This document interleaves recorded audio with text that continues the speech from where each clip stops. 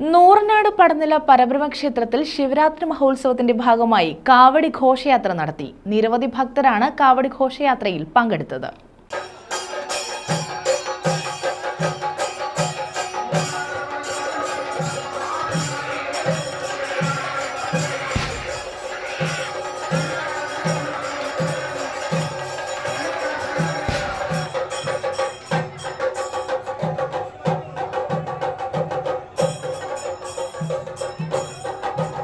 നൂറനാട് പടനിലം പരബ്രഹ്മക്ഷേത്രത്തിൽ ശിവരാത്രി മഹോത്സവത്തിന്റെ ഭാഗമായാണ് വിവിധ കരകളിൽ നിന്നും കാവടി ഘോഷയാത്ര നടന്നത്. കൂട്ട കാവടി എഴുന്നള്ളത്ത് വാദ്യമേളങ്ങളുടെയും താലപ്പൊലികളുടെയും അകമ്പടിയോടെയാണ് ഓരോ കരകളിൽ നിന്നും ക്ഷേത്രത്തിലേക്ക് എത്തിയത്.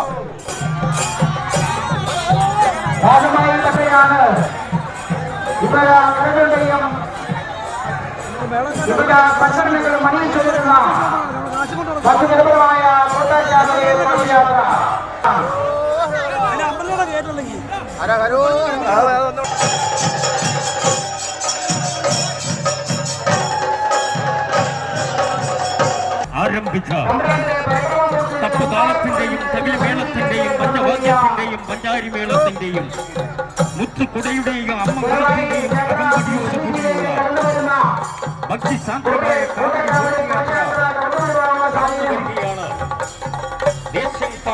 ആയിരക്കണക്കിന് ഭക്തരാണ് ശിവരാത്രിയുടെ ഭാഗമായുള്ള കാവടി ഘോഷയാത്രയിൽ പങ്കെടുക്കാനായി ക്ഷേത്രത്തിലെത്തിയത്.